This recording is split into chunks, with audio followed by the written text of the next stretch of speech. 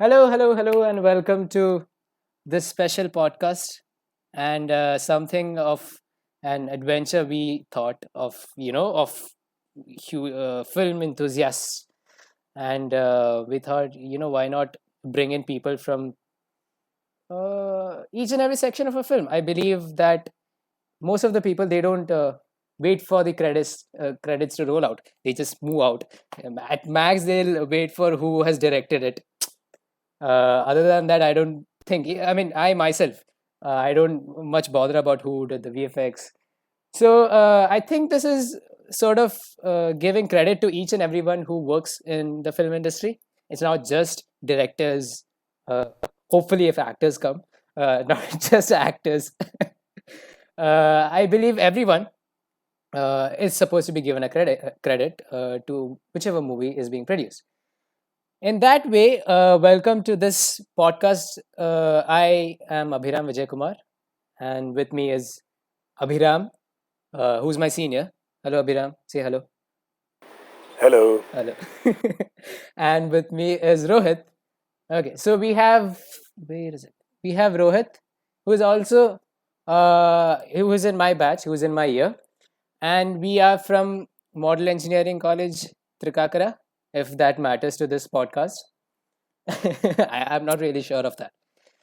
So in that sense, we thought, why not just start a podcast and get involved with people from the film industry and get to know how each and everyone's struggle is.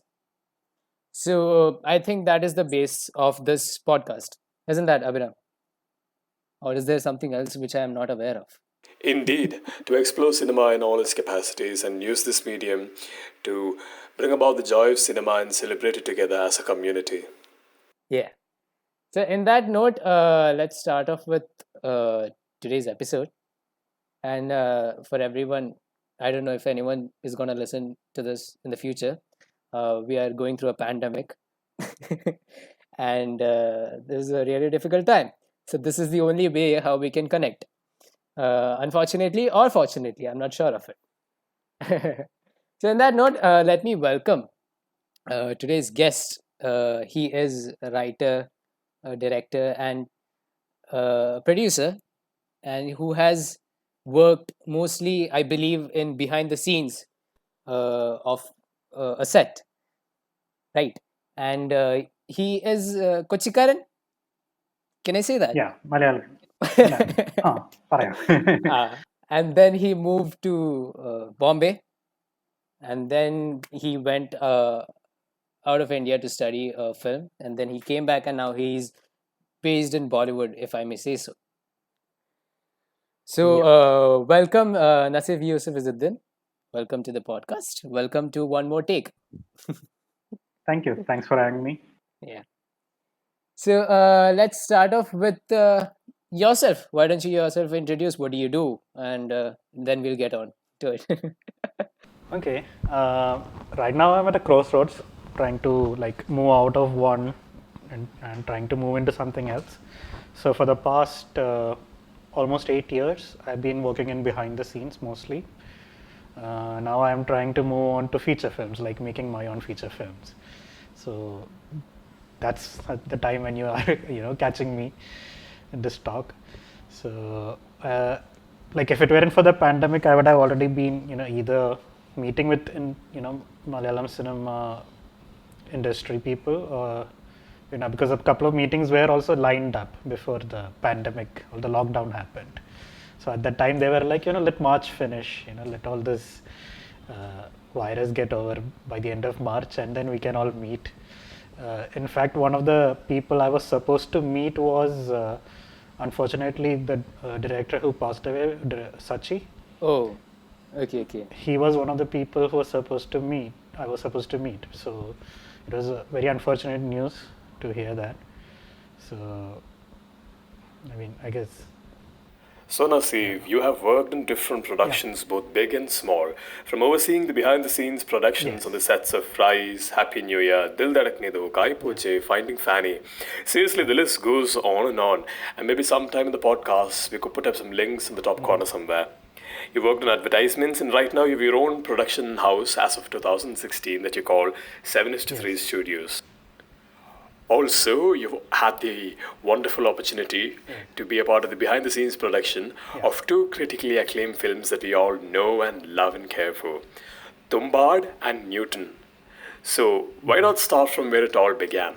It's how do I say it? It's like you often say, like, I'm not going to do this, and you end up doing that. Like, so I knew from a very young age itself that movies were my my where my interest lies from, like, I think fifth standard onwards. Like, I knew, like, this is what interests me and this is what I want to do. Like, I always used to say I want to be a director, but I don't know what a director does. You just see the movie finish and see directed by Steven Spielberg, or like, you know Has there been any specific movie that inspired you? Any specific kind of films? Any specific actors? Or directors, maybe? I think directors more than actors, it's directors. So like, Lord of the Rings is one of those movies that had a big impact at me at that time. So I was 11 at the time when the movie came out, and obviously as an 11-year-old, like, seeing such, like, it never before seen visuals, and I was also reading the book also at the same time. So it just, like, wow, like, I want to put these kind of images on screen. I want to help create such stories. The very idea of Sorry. starting this podcast was based on Lord of the Rings. There was a Zoom call, right, where they Yes, connected yes, George, with George Gad. Lord of Yeah. the Rings connected, and they came in saying their own dialogue. So Ian McKellen came in and he was like, "A wizard is never too late to come," and those things, they bring back so many memories. And then I thought, why not have our own thing? And that kind of sparked the ignition towards what we're doing today, right? And when you bring in Oh, wow. memories and you talk about things that push these things to happen in the first place, it's amazing. Like, that's the way, like, that just that series alone, the kind of impact it has had through many people's lives. So that those are just, like, that, like, so Peter Jackson, Spielberg, James Cameron, so these directors, like, I get it that they are big commercial cinema directors, but you can't deny their influence. Yeah. So, like, the kind of influence they had left on cinema. So that's what I grew up, growing up in Kerala, say in 2000, 2001, without access to internet. All you have is television. And you don't have any other people to tell you these things also. So much of what you discover is, by yourself. Like, you don't have your parents to tell you, like, oh, this is how cinema started or anything. So eventually then, after school, like, I was in Kerala till 10th standard. So 11th and 12th, I went to boarding school in Dehradun. So I remember my sorry? You were in Cochin, right? Yeah, I was in Cochin till 10th. I was here in Greets Public School. At the time, it was known as Greets Academy. So during my 11th and 12th in Dehradun, my sister asked me, what do you want to do? And I said, I want to make movies. So she said, okay, you find a school and I'll send you. So basically, she took charge of my education, and I searched for film schools all over the world, and I found Vancouver Film School. So I said, like, I want to apply here, and she helped me with everything, including the financials, and she was familiar with the place also, so she had friends there. So they all helped me feel at home, settling into a new place in a different country halfway across the world. And surprisingly, like, they kept asking me, are you facing any culture shock? Like, I wasn't. I felt completely at home. And especially, like, I was not very good at academics, but when my first term's results came out in film school, everybody was sort of shocked. Like, I was getting like 80 above, 90 above marks in most subjects, and people are like, is this really your marks? Because I was just so, what do you say, getting to learn what I have interest in. Like, I was just so occupied with it. Like, I just dived into it. I mostly, like, when people go abroad, they want to do all sorts of things that they were restricted when they're in, say, their home, in their home country or in their home city. But while I was there, all I did was just, focus on my studies. Because it was just, you're watching movies, you're making movies, you're talking about movies or all those sort of things. And I had a blast there. So my initial idea was to continue studying there and to find work in Hollywood. So that is one of the intentions I studied overseas. But like when people suggest about you to try looking for work in Bombay or India, Bollywood. So I always kept saying, I don't want to go to Bombay. I don't want to work in, because Bombay growing up sounded like a scary place. Mm. So I was like, I don't want to go to Bombay. So this was 2010 when I was in film school. So after I graduated, I had to come back because financial reasons I couldn't apply for the next program immediately, and also there were things like both my parents were in the hospital for different reasons at the same time. So like I came back, then I was like trying to figure out what to do. At that time, I got an offer on a feature film as a assistant director, which eventually I had to move to Bombay anyway. So that's why, like when I said earlier, like you say, oh, I will never do this, and you end up doing this. So one was like, I want to make a horror film, and I want to work in Bombay, and both happened to be the same thing. I was working on a horror film in Bombay. So, but unfortunately, sorry? Which film was this again? Yeah, so this movie unfortunately did not get made. We worked on it for 6 months, the pre-production. So when I joined the project, I was doing this. So yeah, this movie is called, its working title was called Morris, set in Dehradun. So the director of the film had a paranormal experience in the mountains. So he used that experience to write the story. So the director was from Whistling Woods. His name is Anand Kanti, not Anand Gandhi. It starts with a K, K-A-N-T-I, not Gandhi with a G. So he, passed out from Whistling Woods, so he knew a lot of people there, and he tried to set up this production. And we had a whole crew. We were working on it for 6 months, and until we even had an actor signed on and ready.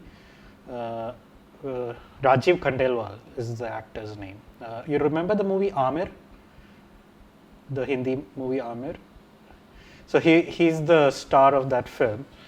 So he's like transitioning from television to film. So Rajeev Khandelwal was ready to do this movie, but after 6 months of working, the producer said he doesn't have the money. So the movie got shelved. And in that process, I lost 10 kilos. I started storyboarding on the film, and towards the end of it, I was rewriting the script, portions of the script. And then once the movie got shelved, like I stayed back in Bombay trying to look for work. So since I came to Bombay as a storyboard artist, I tried to find work along similar lines. So I did a couple of ads as a storyboard artist, and that's when I got an offer to work in a production house called Film Tent. So the founders of Film Tent were very closely associated with Excel Entertainment.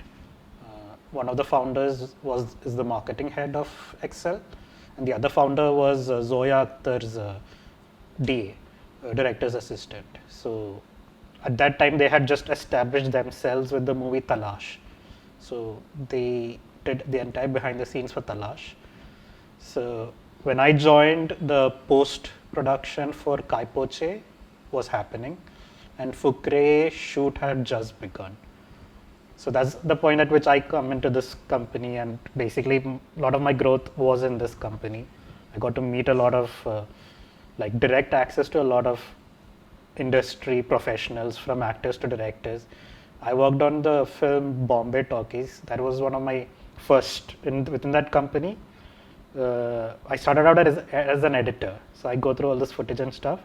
And one day I was asked to go and shoot the behind the scenes for Bombay Talkies. And just on that one project, I almost met half of the most Bollywood actors. And a lot of singers also, because there was that infamous song with all the actors coming in Bombay Talkies. So I was mostly, with them. And the Mohit Chauhan one. Sorry? The Mohit Chauhan one. No, this song is one where they got. The song is like Apna Bombay Talkies, where they had all the actors and different singers coming in. Yes. Yeah, so it was very interesting because like you're only meeting these actors for like a couple of hours at most, but in that, over the span of like few days or a week or so, you're meeting all these stars like Deepika, Priyanka, and Amir and Shah Rukh, and like for somebody who had just stepped into the industry, like my mind was absolutely blown by meeting all these people who you're only used to seeing them on a screen. You're like, and you're trying to act professional and not lose your cool, you know, especially like when Shah Rukh walks in, you're like trying to act all cool and not lose your composure, like, oh shit, it's Shah Rukh, like, because you can just imagine what other people would do to get that sort of opportunity to be Yeah. even be in that space. So that's how I started and so I started shooting behind the scenes, and eventually I moved from Bombay Talkies to Before we like, started recording this podcast, you were talking about how you met Nawazuddin Siddiqui on the sets of Bombay Talkies. So you had some interesting tidbits of information to share. How was this experience for you? yeah. So one day they called up and said the Parker's portion of the film, they're doing the prep for it. So they're going to the chawl areas and with Nawaz, so he can sort of, their research sort of thing, so he can get a feel of the space and everything. So they asked us to like come and shoot it. So I went along with them. So there was Nawaz in the car with the director and a couple of assistants, and we went to one of the chawls. And for me, it was right after Gangs of Wasseypur had come out, so I was very excited. Like, my God, it's him! I can't believe it's him. But you look at him, and he doesn't have any of that. What do you say? Aura of that I'm a star.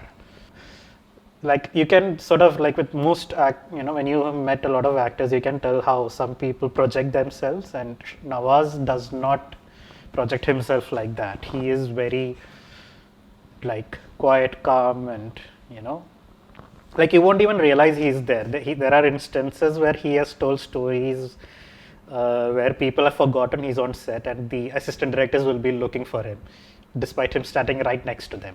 So because it was right after Gangs of Wasseypur, my sister actually said like she loved his performance when he's cutting that head of that guy in that one scene. So can you please tell him that? So I went up to him and I told him, my sister asked me to tell you this, that she loved the way you cut his head. And he didn't know how to respond to that. He just nodded and said thank you. And it was like always the first impression that you get of a person, like there itself, like you either like a person or you forever have an opinion of them. But with him, like it was like, wow, this guy is amazing. And so that was just the first time I worked with him. Then eventually I went and worked with him on Raees, which had its own fun. But yeah, that was the sort of first time I met Nawaz. And So, from Bombay Talkies, all about, the experiences you've had working in your small productions, the big productions like we've discussed. How does the atmosphere vary? How different it is to I have a very good example of a small production to a big production. So the Tamil movie Pizza?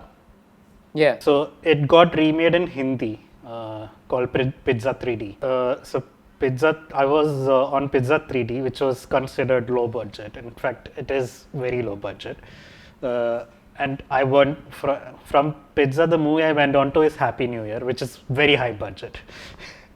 So like I had both extremes back to back. One thing I loved, like despite whatever the opinions about the movie may be, in fact I've not even seen the film. Oh. Yeah, having worked on it, yeah, there's a lot of such examples. This is pretty good actually. I heard the Tamil is excellent. The Hindi one had a lot of flaws. I think the Tamil one is like they pretend it's a horror film, but in the end the reveal is it's not. But the Hindi one was like, oh, we have to be different for the sake of being different.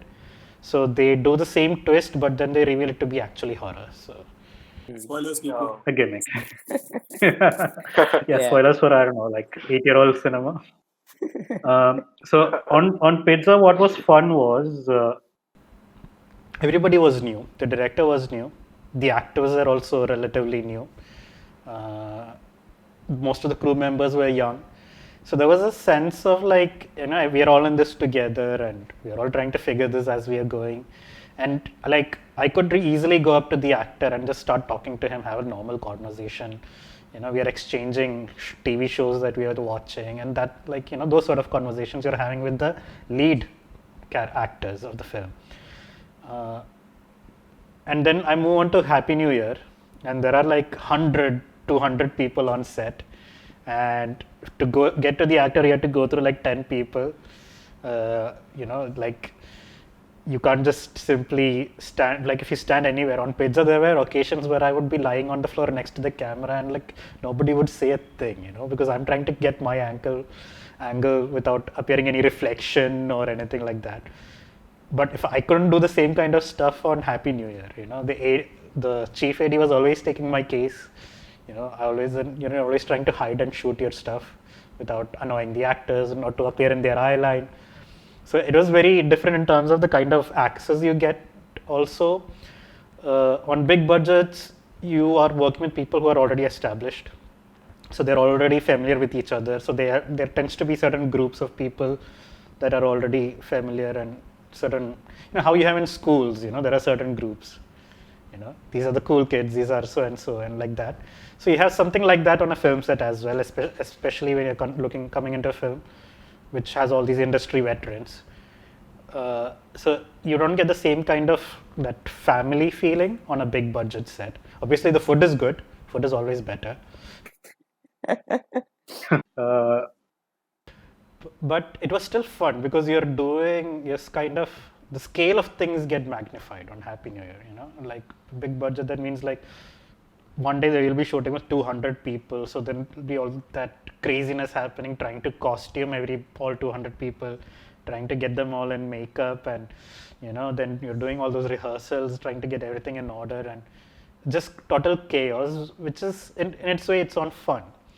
So there's no definite answer of saying like one is better than the other, although I like both my experience on both films, but the kind of relationships I developed on Pizza is something else. I'm still in touch with one of the ADs of that project. In fact, he's now moved to Kerala wanting to make a film. But with Happy New Year, I'm barely in touch with anybody there, except for a few industry veterans. There's this thing, and when a newcomer comes on set, they like to rag you. Especially like I had left my GoPro to do a time lapse, and I came back and I couldn't find the GoPro. And then they were like, where did it go? Where did it go? So they saw it and they hid it, and they were just making me worry and run around the whole place. Another instance is on working on Gulab Gang. First day on set, and Madhuri, Juhi. Yes. So it was my first day on that project. So the director, there were some action scenes to be shot. So the director came and asked, like, do you have your union card? You need you know what union cards are, right? Like there are different sections, and you all have a union for like the cinematographer, the assistant director. You need to have membership to work on a movie. That's what they say. I have my own opinions about the whole thing, but I'm not going into that over here. But so I said, no, I don't have a union card for cinematography or anything. So they're like, oh shit, these people will, the union guys will come to check on sets. If you don't have a card, they'll fine you for like some 10,000, 50,000 rupees. So do one thing, you get in costume and just stand there. And if somebody asks, you just came to visit the set, you're somebody's relative, and you're just doing a small appearance on screen. And the costume was always lungi and banyan and everything. So I got terrified, and I was like, shit, so I hid my camera, and then I went and to get my costume changed. Luckily, one of the ADs came running towards me. He sort of felt pity for me, I guess. He came and said, look, they're taking your case. Don't change. Just play along with, don't tell them I told you this. Just play along with them, and it'll all be over soon. So finally, like, it backfired on them itself, but they were all very good sports about it. So it's a fun way to break the ice also. You get immediately comfortable with everyone. While looking up your website, which we can put in the description and somewhere up on the right corner somewhere, we saw pictures of yours with Shah Rukh Khan, Amir Khan, and there was one with Sachin Tendulkar too. So, how was it sharing space with these celebrated personalities of all sorts? So I'll speak about Sachin first. So here's the thing: I'm not a big cricket fan. So I did not have the initial reaction when I was told, "Oh, we are shooting with Sachin," as say a cricket fan would have. For me, it was like, okay, cool. So me and my boss went and did. It was a 2-camera setup. We were in Shankar Mahadevan's studio. So this was. There's this initiative by Farhan called Mard, which is Men Against Rape and Discrimination. So there was a poem that was written in Marathi, I believe, which Sachin was going to recite, and they wanted us to shoot that.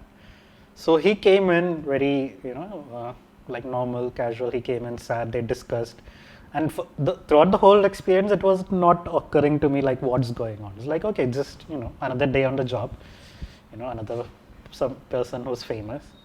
So we shot the whole thing. We did his interview, and while leaving, we shook hands, and then it struck me like, oh shit, this is Sachin Tendulkar, like he's a national treasure, and like, and it occurred to me, even if I had asked just like a minute before, like, hey sir, can I click a picture with you, he would have like gladly obliged, because we were in this tiny space, me, my boss, and Sachin, in this tiny recording space, and nobody to bother us. Yeah, thankfully, so after we finished the shoot, like I said, it was a 2-camera setup. I was going through the footage to edit it, and I saw in one time in my boss's camera, I come in the frame. So I took a screenshot of it and saved it. I was like, there's never going to be another opportunity. Might as well just, save it. So that's how it happened. So yeah, so I figured after the shoot that somewhat like, a fan would have appreciated that moment a lot more than I have, because when I told my friend who's like a huge Sachin fan, like he cried when Sachin retired and everything, like I could just only imagine what he would have done if he were in my position. So are you guys Sachin fans or? Yeah, Sachin fans. But I think when you're working with him, the professional mind comes first, right? Yeah. So you can't It act like a fanboy in front of him. I mean, like I said, I'm like I don't follow cricket at all. So for me, it did not have at least initially when I saw him, like it wasn't the same. It was only later I realized like what just happened, who I just met. Like this guy's a legend, So yeah, so that was working with Sachin. The picture you're talking in reference to Amir, that was the first time I met him, and it was again like Bombay Talkies. So obviously, this is at a time when I used to like Amir. Initially, like afterwards, my sort of what do you say? I've been not really what do you say? You're struggling to Stop becoming a speak. fan of him. Yeah, stop becoming a fan of him. I used to be a fan. So it was at that time when I met him. So he came, he did his thing. We were, it all went very smoothly. So the choreographer's assistants, they knew I wanted a picture with him, but I didn't say I didn't tell him like, can I get a picture? So as he's about to leave, he's about to get in his vehicle and about to leave is when the choreographer assistant was like, come with me, and he like took the camera from my hand and he dragged me and was like, sir, he wants a picture with you. I was like, ha, come. And I was just like, I don't know what to say. I was just so happy.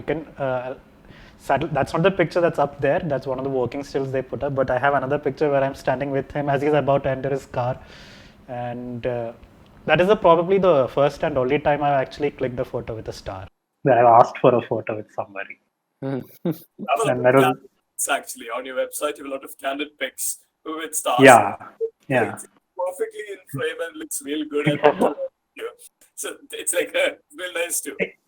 It's what. Picture yourself, when we picture ourselves in these positions, we would wonder like probably what would we be doing given that situation. So it's all like kash mein hota, sort of that sort of feeling there. Like here's the thing: when you're the one with the camera, you don't get pictures of yourself. You're the one clicking everybody's pictures. But fortunately, in those instances, people are shown kindness and taken on their phone. Or in case of Shah Rukh, it was somebody, the stills photographer clicked that picture.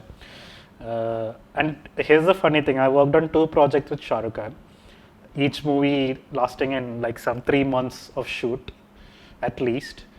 So that's like 90 days each project, and I will have 1 picture. And that too, my face is all covered up. But yeah, so I told the photographer afterwards, like, you should have told me at least you were clicking a picture. I would have removed my face, the mask. But there's this, what do you say, that phrase in Watchmen, who watches the Watchmen? So it's like, who photographs the photographer? That's what I say. Perhaps we need someone to do that too. Like, cinema is being worked out, and then you describe how the cinematic process is happening, the different people working. Yeah. So, like, the whole sorry? You bring that to us. So probably needs a photographer to take his photographs. It works categorically well in this particular case specifically. Yeah, but even if I do not have pictures with them, there's a lot of experience that you have. You get to be there in that moment, and you get to see how things happen. So, like, your only job on set is to sit and observe.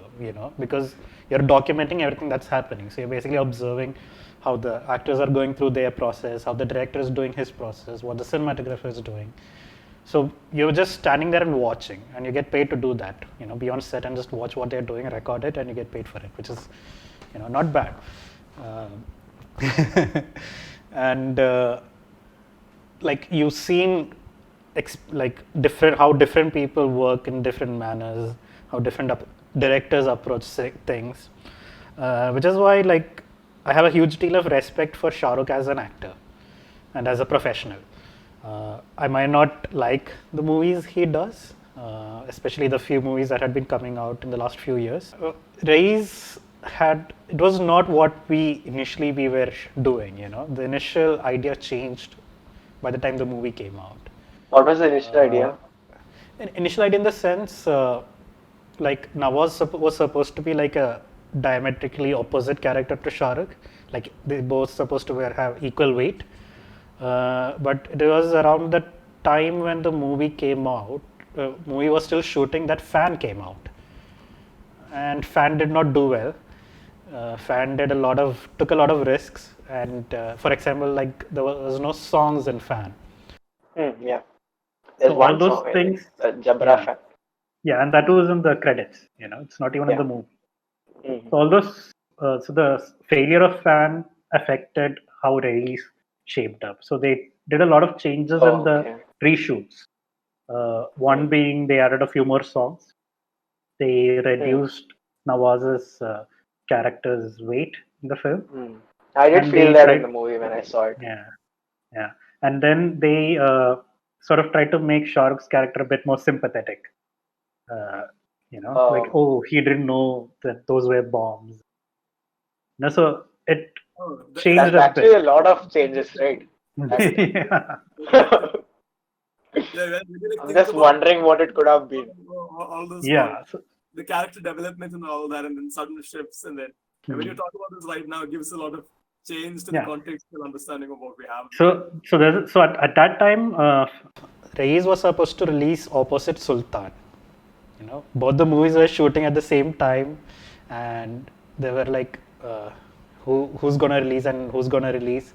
But then Fan came in, and that changed the whole thing. I actually enjoyed Fan. I thought it was something different from what a general brand of movies were. Even though it seems kind of, especially the second half. I really like it as a person who sees a lot of different movies and then seeing that. I think it stood out in some ways, even though they could have done better. I think it was nice enough. For me, like, see, in terms of the visual effects, it's amazing. Like, no questions there. It's a great show reel if you are a visual effects artist, like, to have that on your resume.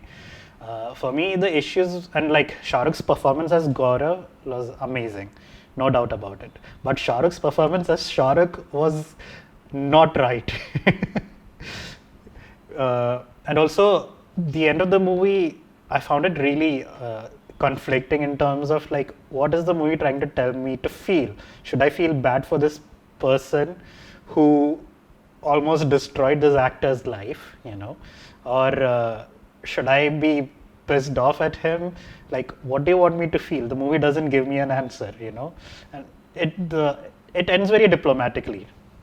The ending, like, when you have a movie like Fan, you can only go in two directions. Either it's like a feel-good film, where the actor in his high position and the fan from his low position, they meet and something magical happens, or you go in the other direction where it's like a crazy psycho fan and you go all the way with it. So this movie, like halfway through or towards the end of the climax, just decided, no, let's not go whole psycho, let's take a U-turn. I remember watching the film, and in the first half I was really engaged, but then in the second half, the stuff about going into the museums and he's running away in terraces and all of that just lost the flow of the movie. Yeah, like, so it had a good idea. It had a lot of good ideas, but some point they, when a filmmaker doubts himself, that's when the movie can come apart. And also, Fan is a big studio film. It's by Yash Raj, and when you're making movies for such a big production house, even if you're the writer and the director, you do not have complete say in these projects. The producers will have their own demands and their own expectations, and sometimes like, you can tell, if you watch a Dharma movie, you can tell it's a Dharma movie because they have a certain kind of things that they stick to, and similarly with YRF. So they don't, like, Anurag Kashyap is not going to make a Dharma movie or a YRF film, because that's not his style. It's like saying how Disney, they stick to family friendly stuff. They don't do R-rated, things like that. So yeah, so that's what happened with so the failure of Fan affected Raees. So Raees might have done well financially, and most fans seems to have received it well. But having worked on it, having known what it was initially supposed to be, I just couldn't enjoy the movie the same as what I had perceived it in my head it's gonna turn out. So that's what Raees was. And especially it's coming from the director Rahul Dulakia, National Award winning director who made a movie called Parzania on the Gujarat riots. Like, this is not the sort of movie that, the complete commercial masala. Like, it was also something new for him, I believe. No, let's look at your transition from all of this to your own studio house. You have your 7:3 studio. Yeah. How was that? And So, what made you bring it up in the first place, and what is it doing? So, like I told you earlier, I was working in Film Tent, and I quit my job after I finished my work on Raees. So that was, I believe, mid 2016, I believe, and then I started. Sorry. I have a date. It's November 2016. Yeah, it was. So some details have come through. Yeah, I mean, it was a long process because, like, for a while I wanted to move on to different things. Especially I wanted to move out of behind the scenes, because here's the thing, like, when I fell in love with films, it was because I could see this process of how movies are made. So the kind of reverence that, say, Hollywood gives to their behind the scenes is not what Bollywood gives to theirs.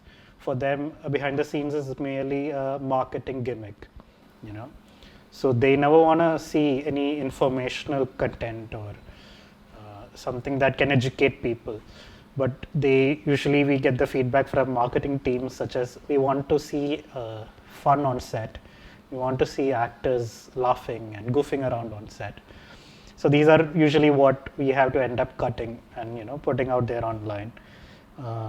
So you start off, the excitement starts getting worn down. Like all that, when you initially enter the industry, you're full of enthusiasm and excitement, and it just eats you away. All these things. Like I never had a good experience with any marketing teams, having worked on all these movies, be it Excel or UTV or Dharma. There's always we were always at odds.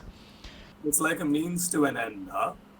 Yeah, they don't even care about the kind of content you put out, as long as you put out content.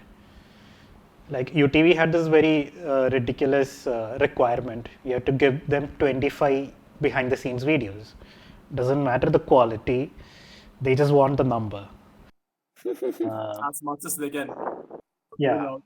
So, and it's always a struggle, like how do you tell an interesting story without stretching things out? And like, so on Kai Poche, that was one of the requirements, like they need 25 snippets, and we were making like ridiculous behind the scenes story on injuries on set, and I was watching it like, what are we doing? What is this? So towards the end of Injuries on set, break a leg, shall we?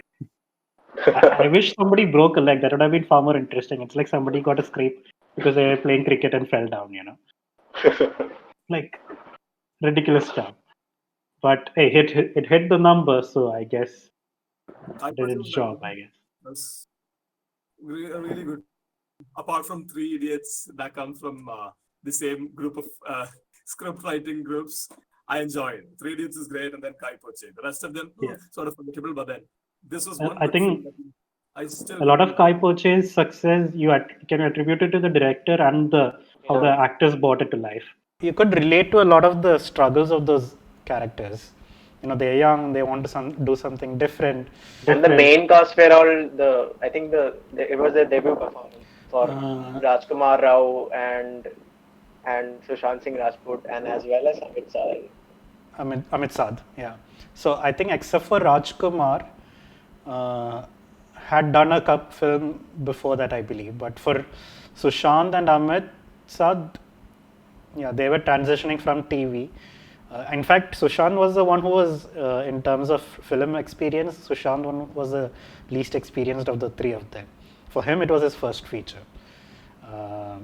And like, so how they imbued those characters and how they brought it to life, you could, anybody who's watching it could relate to at least one of them. That was what was beautiful about it. That's why that movie has that kind of legacy that, still is beloved by a lot of people. And of course, the director had a certain kind of vision, and he stuck to that vision. And that was in fact my first movie, because that was the first to release. So in fact, that was my first movie. So considering the news that has happened recently, it was like very, I don't know what words to describe those feelings were, but yeah, it was difficult. Because I remember going to interview Sushant for the behind the scenes. I think I did like an hour-long interview with him. So having met him in his beginning stages of his film career, and to see what has happened now, it's quite. It makes you reflect back on a lot of things. So having worked, getting back to your question, how did I start my own company? So I wanted to move away from behind the scenes, because I wasn't feeling like behind the scenes in India is getting the same level of appreciation that, say, behind the scenes in Hollywood. So also by then I had met a lot of people in the industry. I met a lot of friends, and we all wanted to do something different. We all wanted to leave our mark, start on our journeys of making our own films. And so you're out of a job, you're sitting at home figuring out what to do, and you start getting offers for ads, still behind the scenes, but ads. So we figured, okay, what if it pays the bill, let it pay the bill. So in our free time, we used to sit and write. So once we started, so me and a partner of mine named Jay Jha, we started picking up all these work. So eventually they used to ask like, do you guys have a company? So we figured, in our conversations among ourselves, we figured why not, let's start something, if we've been working together for almost a year now, just the two of us, and we don't even have a name. So that's when that whole process started of, okay, let's call it this. The name itself took quite a long time. Then, sorry, I didn't hear you. No, 7:3 studios. Yeah. So it started like, hey, let's call it like 16:9 or 4:3 with the aspect ratio. So like you bounce back and forth, and it reached 7:3. So once we found the name, we found the meaning. So if somebody asks, oh, what does it mean? Yeah, we say it's 7 colors and 3 dimensions. Oh, wow. But it's wow. something we discovered after. So this is like from Shining, they write down red rum, and then later on people are like, oh, it's murder. It makes sense. A lot of people actually realize it like really late on that it means murder from the other side around. Yeah, so the name came first, and yeah. So since then we came to, like I was told many times, we are considered premium in terms of the kind of work we do and how much we charge. We came to be known as premium in terms of behind the scenes in Bombay. So most of our work were ad related, and it was in that instances that I got called and asked to do Newton. So they had already somebody had already shot the behind the scenes. They had the footage lying around. So they asked, will you edit it? And I was like, okay, cool. But so when you're working on that project at the time, you had no idea where this is going to go. Nobody thought like this will go on to get selected for an for the India's entry into the Oscars. Like I couldn't even think about it, but I was just like, oh, this is a really cool film. They invited me to watch the movie. I saw the movie. It was very nice. Like gave me an idea of how to go about the behind the scenes. Unfortunately, I think I edited about 6 videos or 7 videos for them. Only 3 or 4 of them are online. Some they chose not to put it out. One was there was a snippet on how they got the local Adivasis to act in the film. Which is a very interesting. Yeah, so imagine these people are not even seen a camera before, and they're asked to perform in front of it. It's a very surreal experience. Like we are so, it makes you realize what we take for granted.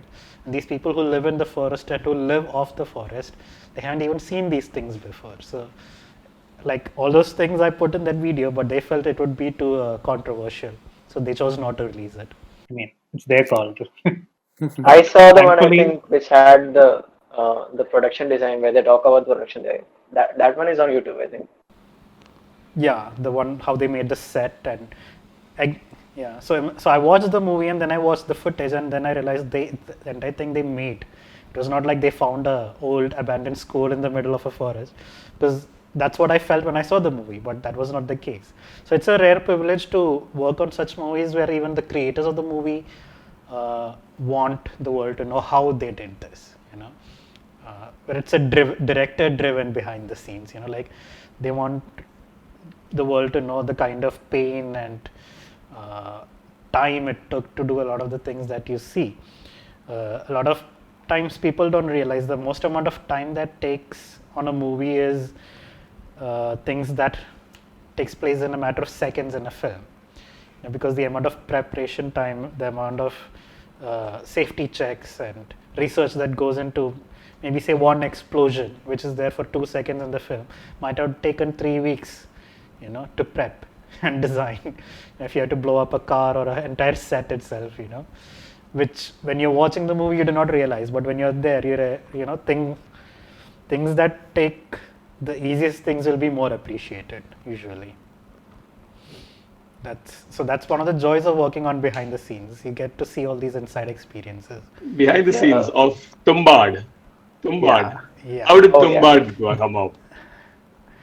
So I got a call from a friend who got the offer in the first place, because she got me Newton. So I did Newton with her. She got the project. She called me, "Will you edit it?" I'm like, "Yeah, sure." So similarly, we got this call for Tumbad. So I went in. So imagine when I got the call, at the time there was nothing about this movie online. There's hardly any information. All I could find was it has been in the making for a long time and nothing else. So I went into the meeting, met the producer / director Soham and the co-director Adesh. And even in the first meeting, they are still not told me what the movie is about. They're telling me, and there are these creatures effects and prosthetics, and I'm like, creature effects and prosthetics in an Indian cinema? What movie is this? And then they tell me, oh, the music is composed by the composer of Assassin's Creed. And I'm like, Assassin's Creed? Like who? Jesper? You got Jesper? And like, so this is all happening in my head, by the way. Like, what are they talking about? What is this movie? So then they give me the footage. Like they made me sign an NDA, and they gave me the footage. At that time, I usually come home, visit Kerala during Eid, and so I was told them that I'm going to Kerala for a couple of weeks, and so I won't be able to start work immediately. So they said, okay, we'll give you one hard drive. Here's the NDA, sign it. So I took the hard drive and came here, and that's when the first floods happened. So I was like absolutely stuck here. So I had a lot of time, and I was going through the footage, and I couldn't believe the things I was seeing. Like, and also the things that I was seeing is not what you see in the final film. So here's the interesting thing about this movie. In 2012, they shot the entire film, start to finish. Rahi directed it. Rahi made an edit of the movie, which I've seen, and unfortunately I couldn't, I wanted to take a copy of it, but it was not allowed. So the first cut of the movie has no soundtrack. It's only driven by sound effects, and a lot of the plot points that you see now is not there in that film. So one of the design philosophy of Rahi was the movie should only be driven by the sound effects. So in the entire movie you hear rain, right? There's rain all the time. So that would have been the soundscape of the film. So, and it was very interesting choice, as you can see what this person was trying to achieve, very unconventional for Indian cinema. But it just wasn't working, I think, for the filmmakers, and they realized there is something more to be done here. It can be greater than what it already is. So, spoilers for the film. In the movie that you guys have seen, when they go down to the womb, they go down the well and they enter where the demon is, where Hastar is. It's shaped to look like a womb, but originally it was just a regular stone room, when they shot the movie the first time.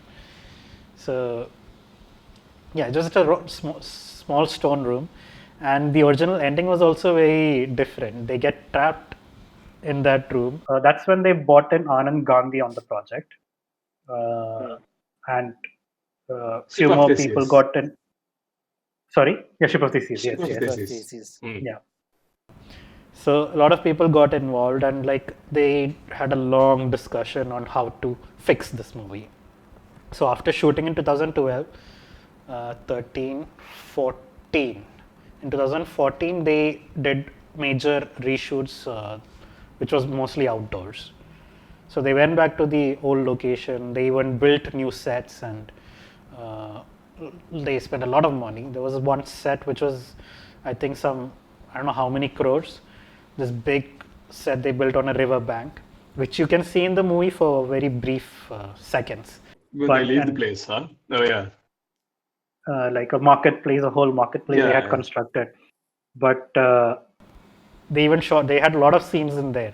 But when they were editing the film, they had to remove those scenes. So imagine you spend crores of rupees on a set, and it's there in the movie for a few seconds. Imagine the pains of a producer.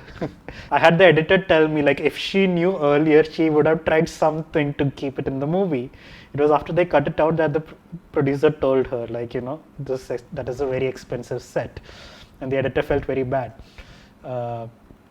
So in 2014, they reshot a lot of exterior portions.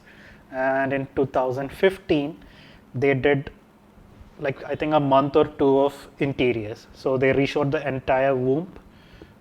They reshot a lot of house interiors and things like that. So over the course of 3 years, they shot the movie like twice. And then after finishing it in 2015, it took another 3 years for the movie to even come out. For example, the visual effects, none of the companies in the country was ready to do it. Because so when you shoot for VFX, like when you have a VFX element in your shot, you need to shoot for that in mind. You need to have tracking markers and you need to have lighting references. Yeah. So when these guys shot it, they did not shoot it with VFX in mind, because at the time they were like, oh, we don't need to do VFX. But it is after one of the edits were done that they realized like they'll have to go with the VFX. So basically it's not that it's impossible, it's just a lot of work. There's no clear VFX breakdown of Tumbad, right? Like Unfortunately, yeah, because we had planned a behind the scenes video on the visual effects, but we just didn't have the time. And also the company that did the visual effects is a company I think in Netherlands, I'm not sure. It's a company called Film I Vast is the name of the company. I might be saying that wrong. So it's a company, I don't know, Norway or Netherlands someplace, and very small team, I think 30 to 50 people, small company, and they agreed to do the film within the budget and within the time frame that the filmmakers had, and they delivered in that time. And considering under what do you say, the restraints that they had, the lack of information regarding certain things, because usually if you're doing multiple you have a motion controlled camera. Sorry? There's one scene, like when you speak of this, I'm visually drawn to this one scene where multiple hustlers appear. Yes. Right? So I mean, how difficult would it have been to have shot all those and make it happen without motion tracking in a naturally lit environment, as I'm told? Yeah, so they only had that single source of lighting. That one lamp you see is the only source of lighting. And the multiple, so they only had 3 costumes for Hustar. So they only had 3 people in a suit. And the rest of the people were all... people in suits. It was originally. We didn't know that. Like when you look at it, we think it's like a CGI creation. It looks real, but then it's like so surreal that you can't expect people to be putting masks and sitting inside that. So that's the thing. So they had designed a whole look of him. If you see it in the behind the scenes, I sort of tried to show as much as I could at that time, as much as the filmmakers would let me show, I tried to reveal Hustar as much as I can. So you can see brief glimpses of people in suits, them designing the look of the creature. Again, this is very unusual for an Indian cinema. I was just so excited, because these are the kind of stuff like I said, Lord of the Rings. Seeing this in Lord of the Rings when they design all the creatures. Getting to see something like that in an Indian cinema was just amazing, and that I was getting to tell the story was just even more amazing for me. I just couldn't believe like that I get to work on this film. And I get to tell this story. So when they shot the climax, they had only costumes for 3 people. So the remainder of the other 4 or 5 of them were just normal people in a red, skin tight leotard or something. And so all the shots, they did it handheld, no motion controlled camera. So it's not like they can do a clean pass and then just pass with the creatures or pass with the actors, and the separate plates that they take normally when a visual effect shot is involved. So despite all those constraints, these people still managed to deliver a convincing enough creature for considering the amount of budget that Indian movies tend to have, to develop not just one CG creature but multiples of those and try to match that lighting. It's crazy, given the time and all the resources that they had, what they pulled off, I feel it's amazing. So yeah, so what many people don't know is that... Did you enjoy the first film that you saw, the edit? Yeah, so The first version of Tumbar you're talking about? The first Yeah. version. Yeah, so the first version, it was just a guy in a suit. And it looked very odd. It looked very, very strange. And the funny thing is, they had a motion control camera for the first shoot. They shot this with a red camera, right? Yes, they A had a red- red camera. Yeah. They even used a Sony A7 for some of the scenes, where there's a shot where it's natural lighting, just a single lamp, like a real lamp flame is the source of light.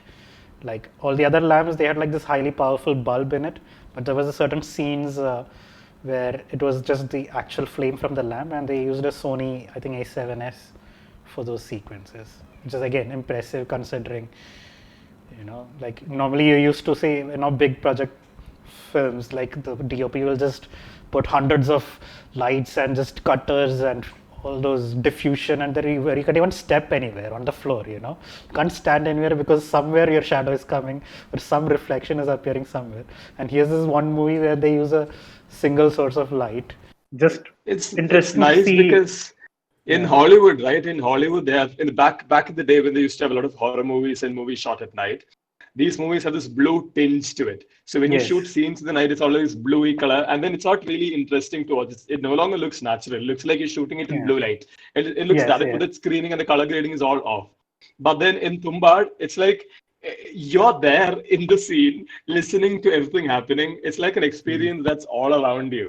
I didn't get to see it on the theater in the theaters, but then I saw it on Amazon Prime, and then the experience then itself was nice. So Rohit and I we were discussing that probably we should have seen Yeah. to the theaters, but it was not We like should have advertised seen that it. much too. It really went under the radars, and people like Abhiram sitting there totally ignorantly whatever was happening. I have no See, it idea was about very this. strange. Because I was working out of their office when I was working on the behind the scenes for this. So when the movie came out, even before the movie came out, they were struggling how to sell the movie because the movie does not have a They recognizable sold face. it as a horror movie. So that's the thing. There were a lot of things. So the filmmakers made the movie. Eros was supposed to distribute it and release it. Eros also handled some of the marketing aspects. But here's the thing: Bollywood is used to, not just Bollywood, most Indian cinema is used to marketing their movies in a specific manner. You have a star or a recognizable face. You have songs. If you don't have those, you'll have a song or multiple songs, an item song, and things like that. But here comes this movie, which is not horror. Even the filmmakers say this is not horror. They don't have a star. If somebody asks me, "Oh, who's the actor in it?" I say Soham Shah. Nobody recognizes him. If I say he's the producer and he's also acted in Ship of Theseus, people will be like, "What?" Because most only film savvy people are aware of Ship of Theseus. Your regular audiences, do not know it. And there are no songs in the movie. If I tell them, "Oh, the composer of Assassin's Creed did the soundtrack," it's not going to change anybody's, unless the person is a gamer, nobody's going to pay attention. So the marketing teams were not used to this kind of film. They didn't know how to sell it. So that's why the trailer comes off as a horror film. I've had friends who were refusing to watch it because, "Oh, it's a horror film, I'm not watching it." And I had to beg them, "It is not a horror film. Watch it, check it out." And they saw it and they changed their opinion. "Yeah, you're right, this is not a horror film." And everybody's like, why did they mess up the marketing of this movie so badly? I think one, the marketing teams did not know how to sell it, and I think on the filmmakers' part, they just wanted the movie to come out because they had been with this movie for almost 6 years. I think they just wanted to move on to something else. Like, let's just get this out the door. Though Naseef, you call it a non-horror kind of a movie. There's one element which still stands out is still scary. I've had bad dreams after watching it, and 2-3 times I've seen Tumbad.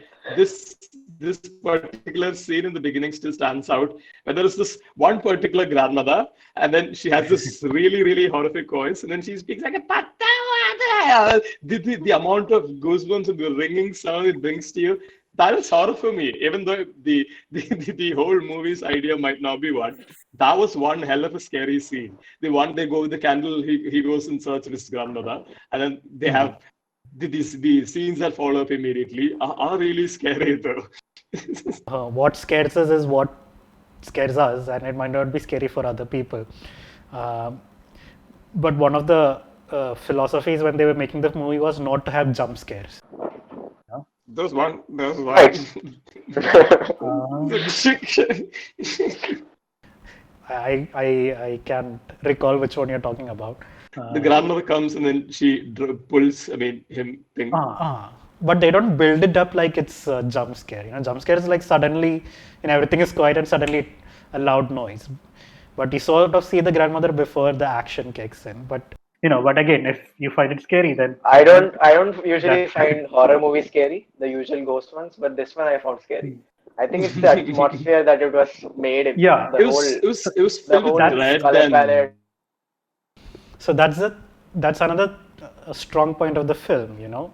Besides the music and the story and the atmosphere, like for example the set, the production designers on the film, like they've done like exceptional job in giving that the house, or the womb, or just all the locations make it feel like a real lived-in place. Like it's always easy for me to spot when a movie on a set, you can tell if it's a fake rock or a real rock. You can easily spot it. But in this film, like when you see the rocks inside the house, the kind of layered brick sort of rocks that they used, it's plaster, but the kind of texture they gave it feels real. Like that's sort of the exceptional work that everybody put into this film, because they all knew that this is a very unusual project, very once in a lifetime opportunity to do this kind of work on a movie like this.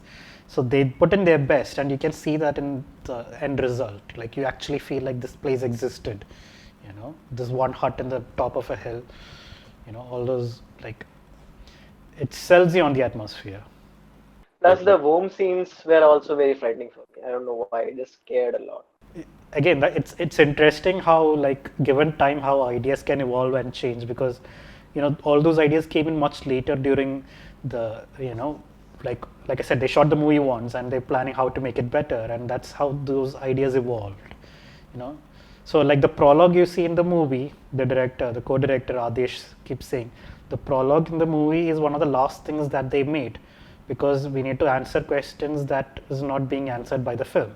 So let's take all those questions which are not answered by the film, and let's try to answer all of that in this opening section. And it takes its own shape, and it pulls you into the film. The first time I saw this movie, the first screening that they gave me, I had to step out, and I was so happy to see sunlight. Because the entire movie is just dark and raining. Like I stepped out, I looked up in the sky, I'm like, oh, thank God it's blue sky. But the atmosphere is very dreary, and after a point it gets to you. Like even the filmmakers struggle to find comparisons, like what do we say this movie is like? And I could only compare it to, say, a Del Toro film like Pan's Labyrinth. Like that was the closest comparison I could even give. Probably the creature depictions and all that. Yeah. Yeah. Like the kind of not just the creature designs and the vibe and the atmosphere that the movie gives. That the closest I could compare it to was a Del Toro film, and even that is not a fair comparison. So the original ending of the version that they made in 2012 ended on a very dark note, where where all the hustlers appear, and they are trapped there, and the flame is dying, and the rope gets cut by one of the creatures, and they are trapped. That was the original ending. So both father and son is trapped in the room. And when they reshot everything, they had 3 different endings. One was to stick with the original. One was the one which we saw, where the son chooses not to follow in his father's path and break the cycle. And there was a third ending which they actually shot, and I was lucky enough to see it, and they even gave me permission to use it in one of the behind the scenes videos, which you can see online. The alternate ending, which the son does not break the cycle. So when the son comes out of the womb, out of the well, and he sees his father in that cursed state, the ending of the film is the son dragging his father away from the fort, the Wada. So like the son chooses to continue this. That would have been a dark end. That would have been Yeah. way more dark than the previous two Yeah. endings. And it's not something like, oh, like, we discussed an idea, like they actually shot it. The third one would have fit into, I believe, because three the endings. world really changes. People don't change much. People stick to the ways and don't want to change habits. Yeah. But that's what makes it more exciting for me, because these are not something you usually see in Bollywood. Such kind Exactly. of It's thought kind of process that go ambiguous into too. it. It's kind of ambiguous too. Like people can relate to whatever they want, put in whatever sort of allegory that they want, relate it to any incident that they want. So there's like multiple interpretations that can come from it. Yet there's a definite ending. It's not like open-ended and totally open-ended and people can do whatever they want and think about it. Some sort of concept to it, which is what really resonated with me.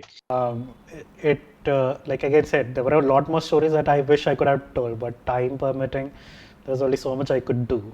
When you have 3 years worth of footage to edit and tell behind the scenes stories of, it was just crazy amount of footage to go through. Like there were times where I was beating my head against a wall, just like how do I do this? We conducted extensive interviews, with most of the key crew members and actors of the film. And you get a lot of interesting stories, but you must also understand it's been so many years, so they have to like recollect things that happened 5 years ago, 4 years ago, and try to do, but it was a fun, like probably the most fulfilling experience I've had working on behind the scenes on a film, like where you absolutely care about some project, like you pour yourself into it and try to, you also put in your best and give the best product you can.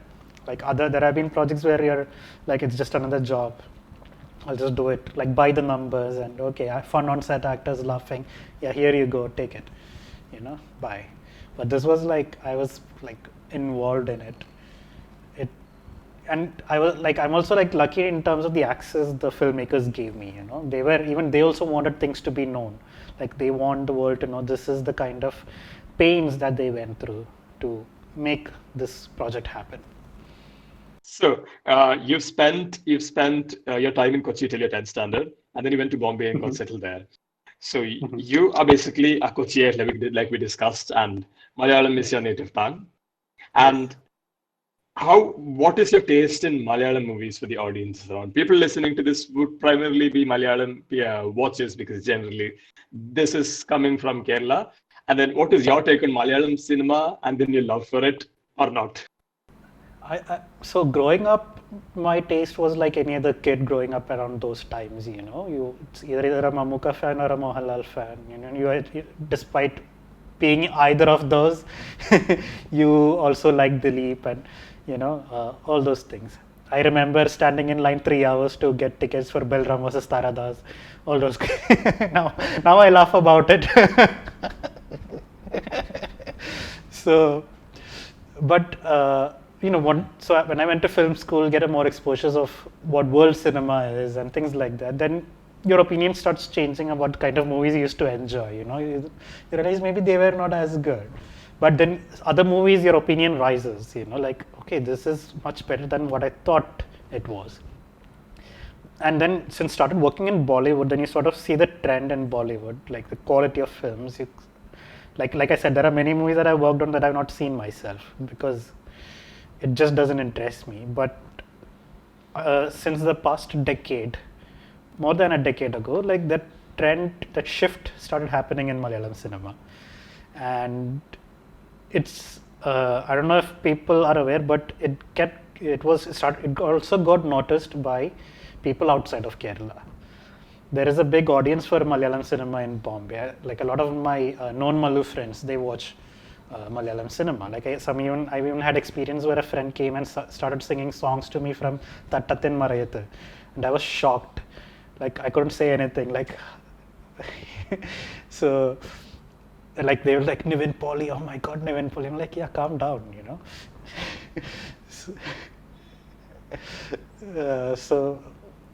So they are appreciating Malayalam cinema far more than what Bollywood does. Personally, this is my opinion. Like, I don't like, nobody has to subscribe to this thought or even, you know, agree to it. But I feel Chapa Kurish was the movies that changed.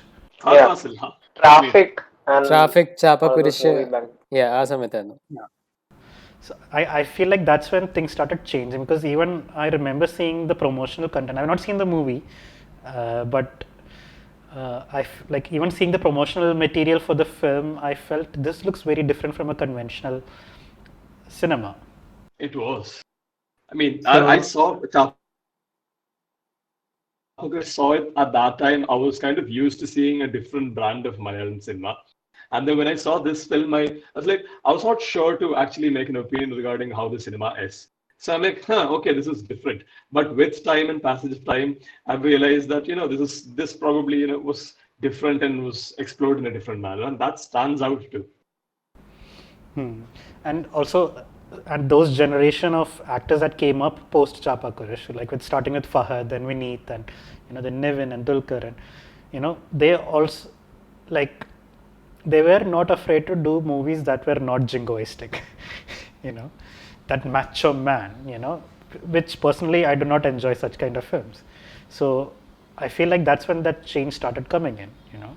When you have a scene in Kumblangi where Saji breaks down crying, you know, where where he's speaking to a psychiatrist and he breaks down. That is something that you can relate to, you know. That makes you feel like this is a human being. You know, he's got emotions and you can relate to, you know, a person goes through many emotions a day, and here is a person going through that on screen. Our heroes, that what we are used to, you know, they never go through any emotions.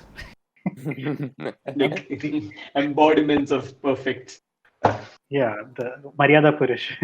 Yeah. Yes, Maryada Purush. So I think that's when the change started happening. So since Malayalam cinema does not have the kind of budget that Bollywood can afford, you know, so you don't throw money on spectacle over here, you throw money on content over here, because, you know, again, the audience is smaller also, so you need to cater to that. Yeah, because we are not just watching Malayalam cinema, right? We are also watching English. In English, we watch English films in English. You know, we don't get dubbed versions. We watch Hindi movies. We watch Tamil, and to an extent, maybe Telugu and Kannada. You know, all those language movie releases here. But you can't say the same for other parts of the country. You know, maybe metropolitan cities will get, like Bombay, you can get Malayalam cinemas, but you have to go a bit far to the outskirts of the city to watch those movies, because that's where the Malayalam speaking population are. With the advent of multiplexes, it's changed a little bit though, I believe. Yeah, it has. It's more accessible now. Yeah, movies do come out now, but again, it's still, you know, you won't find these movies, Malayalam movies, playing in the heart of the city, you know, where you'll find 3-4 multiplexes back to back. Movies are not releasing there. Like, I have to take a 1 hour taxi drive to get to the theater which will show Malayalam cinemas. I have to go to the next district to watch a Telugu film, you know.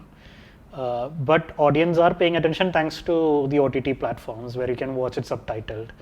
So I think that's how Kumblangi Nights really like became. And also because right? Kumblangi was a lot of people were praising the film that I know from the industry. even the country famous critics like Anupama Chopra, Rajeev Khandelwal. I think they all reviewed it. People have become aware that Malayalam cinema has something to offer that Bollywood is not offering at the moment.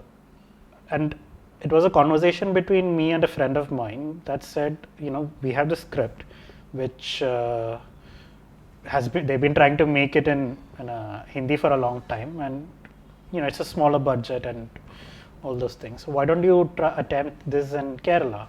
And this is when this whole conversation started of me coming to Kerala and trying to see if I can, you know, get my first footsteps over here. So that's when I shifted last year, mid of 2019, I shifted to Kerala. So hopefully, like I'm in conversation right now. I think I can say it here. I've been asked to give a narration. Hopefully it goes well, and hopefully I hope I have good news. But however it turns out, it is still a first step.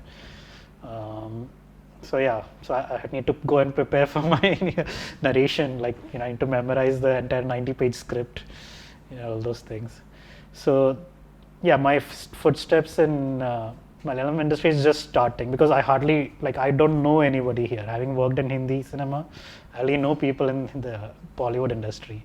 Malayalam cinema is like I know nobody. But it's you have to take your let's first hope steps you sometime. have an organic Let's hope, time ahead. let's hope I was wrong for Thank you. Fun times ahead. Yeah. And more coming to the podcast and talking to us. Inshallah. Thank you. Yeah. No, well, I have one question I've wanted to ask ever since I Okay. first met you sometime back in the Okay. gym once, and then you talked about all these things. If you could make a movie of any extent right now, which actors would you like to work with, and what genre would you like to work with? Oh, that's a difficult one. See, here's the thing. I'm a dreamer. Like, I keep coming up with ideas. Like I'm bad at putting them down into words, but coming up with ideas, like I do that a lot. But there was this sort of a dream project of mine, which, like, how do I say it? Because I don't want to give away too much. Also, if I do end up wanting to make it one day, but. Something along the veins of Indiana Jones, an adventure film, because India is such a big country and we have such a rich history. Like, how have we not made a movie like that? So I have this whole series planned out, and I even have actors in mind. Hopefully Ranbir. Oh, Ranveer? Hopefully. Ranveer, okay. Not Ranveer. Ranveer. Oh, Ranbir Yeah. Kapoor. that'd be a good fit. I can see him as an Indiana Jones kind of character. It's, Yeah, so it's kind of, it's what- it's kind of, he sort of picturizes, I mean, you can sort of picturize him in any role. Actually, it works out. People have talked about him being Harry Potter, and then the roles that you can put him in, and he actually delivers. That's wonderful to think So- about. So me and a writer friend of mine, when I discussed the ideas with him, we were like, so I have two protagonists in this film. So it's not just a sole lead character. It's like two friends who, whose relationship is as close as brothers, but you need some friction. So there are, they're not seeing eye to eye, all those sort of drama, all that stuff. So like, who can stand up against Ranbir? And we thought for a long time, like, which actor can, appear opposite Ranbir and still hold his ground? And we couldn't think of an actor. I mean, I'm sure there are people who are well equipped to do it, but at that time, this is like 3-4 years ago. Someone in mind right now? Ever since then, Ranveer has gone on to showcase his skills. Mm-hmm. His skills in Gully Boy, his performance in Bajirao. I especially love his performance in Dil Dhadakne though, because up to that point, you've only seen a version of him that is hyper, and he's also hyper in real life. He's like always full of energy. Just even when he comes into set, he comes in set also like all full energy. Like it's exhausting to see him, like that, where you get tired just from his energy. So to see a movie in Dil Dhadakne though where he's normal, I was like, oh, so this guy can do that. So. Yeah, so since then, I've been toying around maybe Ranveer and Ranbir, but see, you can dream as much as you want, but it actually happening is, God knows. By the time if I do ever end up making it, it will be different actors who were as popular at the time. I don't know. But yeah, this is a dream project. Yeah, I mean, as much like you said earlier that you use Discord for your your multiplayer games. Like I'm as big a fan of video games as I am of films. In fact, I'm maybe more fan of video games than I am of films. So what's your source of console? Do you play on console, PC? I'm primarily on PlayStation. So a lot of my movie choices, the kind of stories I want to tell are also influenced by a lot of video games. And you know, because these days even video game as a medium has evolved to a point where they can tell stories of film caliber. So like just the other day, I think Last of Us Part 2 just came out yesterday, I believe.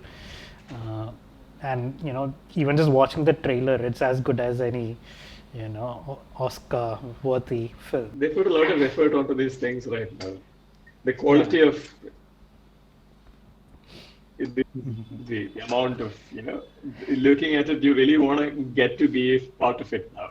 The universe that they've created too, it's amazing, really. So again, like when it comes to video games, India is pretty much not even on the map, you know, either in terms of games being made or gaming content being made.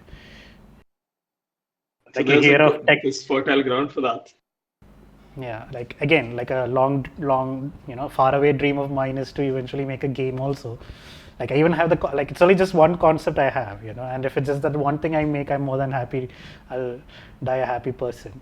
But you know, it's I'm all constantly developing that idea, you know. So yeah, so if you know, like if I do make it somewhere as a filmmaker, then eventually down the line, I hope to turn to game development as well. Like I don't know anything about programming, but you know, you hire people for that, right?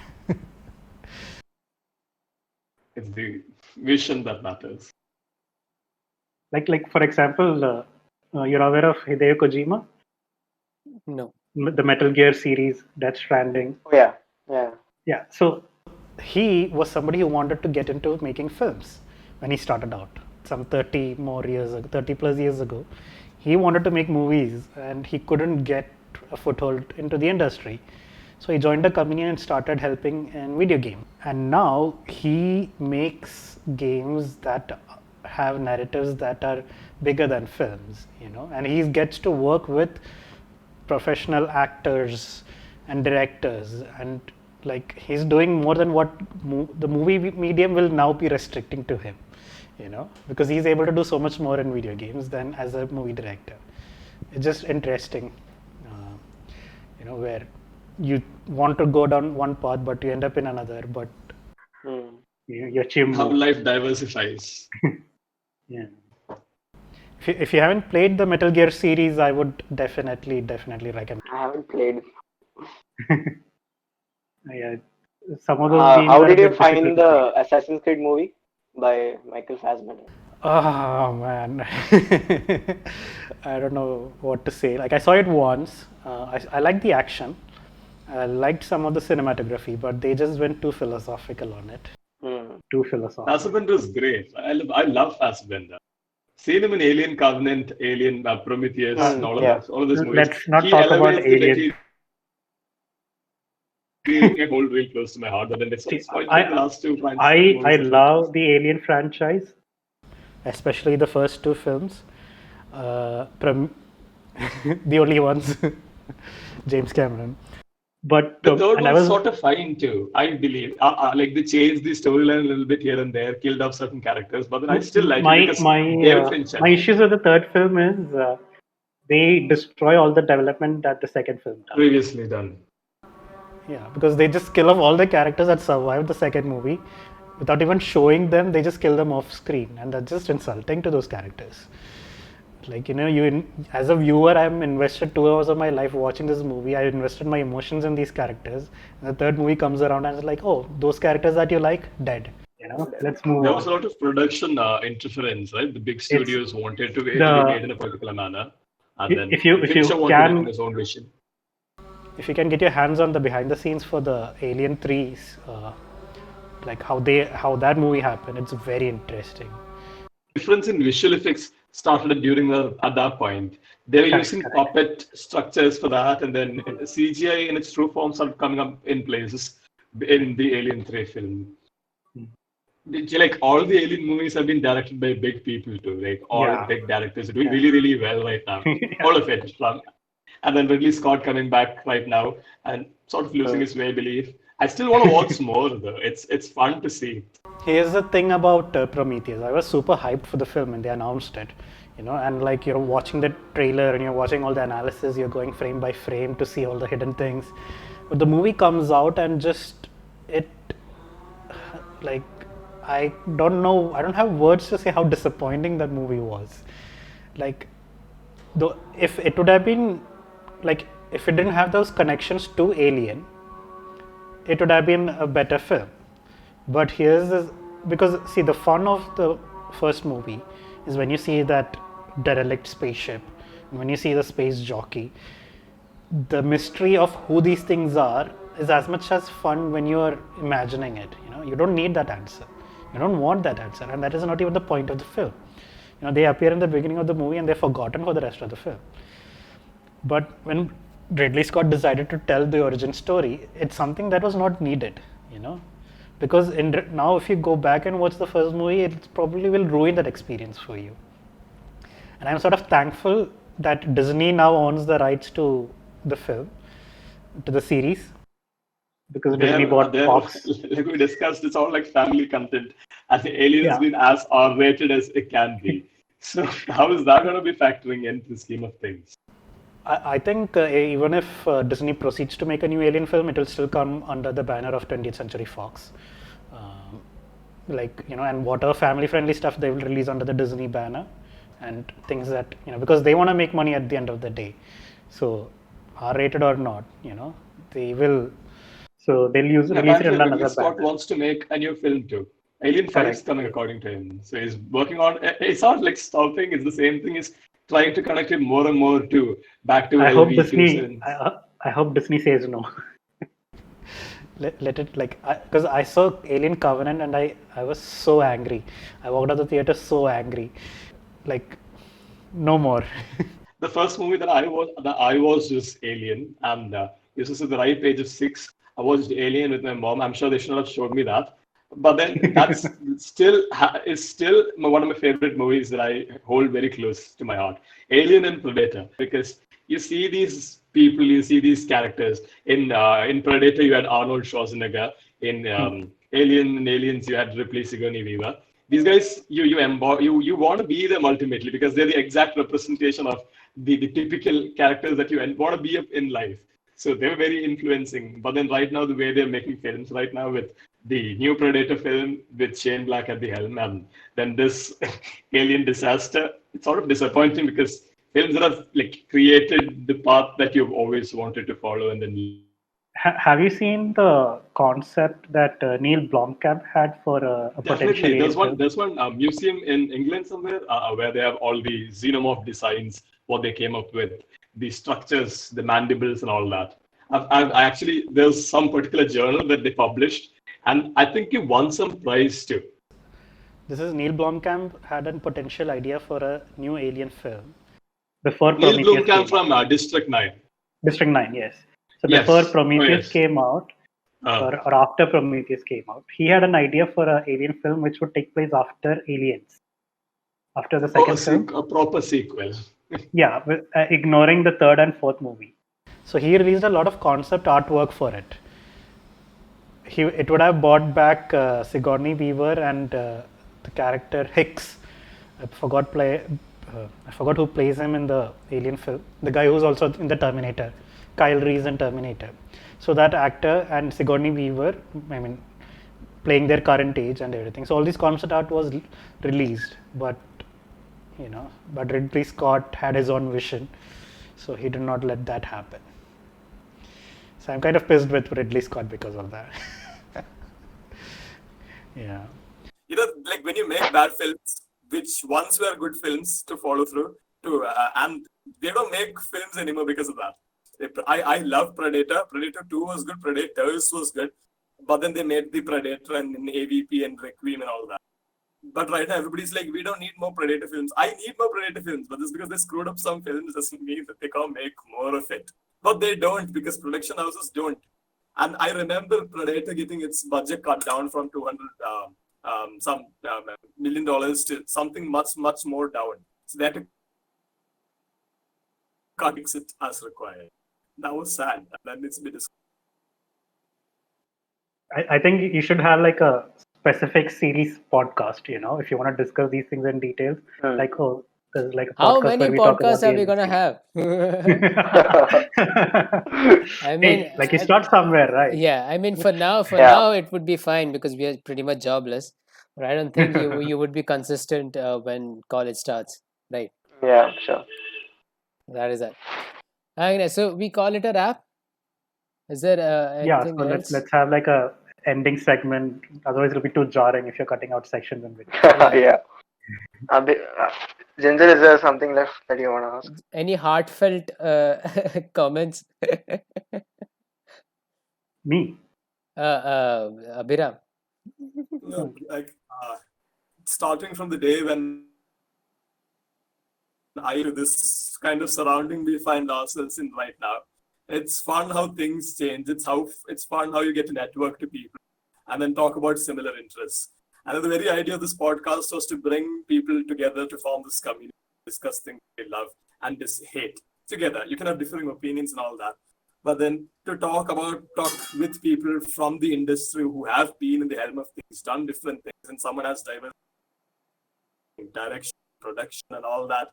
It's showing us a path that even though things might not seem right in that particular, the goal is not being shown right away, but then you have done things that are very. We are a short production. We make films, and in the future we're going to face the same issues that's that thing from your kind. Look forward to. I mean, see, having worked on a lot of films, like I said, as an observer, every day you're learning something and you think you know enough, but then the next day teaches you something more. So you could be 60 and still making films and still could be learning new things, and there could be instances where you're an established filmmaker at 60 and a 20-year-old somebody could walk into set and they could have a perspective that you never had or never saw. So that's the fun thing about films, is like you won't get bored because every day is different. How you you think you've seen it all, but what challenges that filmmaking can throw at you is different. And I think that's why it's so fun, despite the hours and hours of sleeplessness you have to endure, or you go through you waste your younger years stressed and because it's not easy. Making a movie is not easy. You can see people's hair turn gray, it's fully black at the beginning of the production and by the time the movie comes out it's all gray, if there is hair at all. It's stressful, but there is a certain magic that making movies has that you can't find in, at least I feel, in other professions. And you just meet so many people because the amount of people that are involved in making a film, you can have cases where a movie like Village Rockstar is made one person, wrote, directed, cinematographer, music, sound, everything by one person. And then you can have a movie like Happy New Year, where you have 200 people involved and God knows how many visual effects artists and how many units across how many countries, all those things. And you guys, starting out in this are quite fortunate, I feel, because you have access to a lot of information and technology that when I started out did not have when I do not have access to. Cell phone cameras were a thing of the past. Cell phone cameras were not even existent at the time, having a computer. Sorry, my nephews have barged in. So when I was younger, there was a lot of things that I did not have access to, like YouTube did not exist. Cell phone cameras were not. I'm so sorry. Yeah, it's fine. That's fine. Right. Also, the choices were very less. Yeah, and also it's still a bit of a stigma, if you're working in cinema, it's something.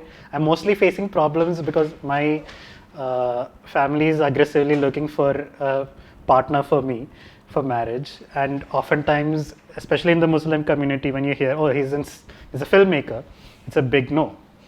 So there's a stigma that filmmakers have, but these guys are ready to line up for a movie when it comes out in the theater, but a filmmaker in the family is a big no-no.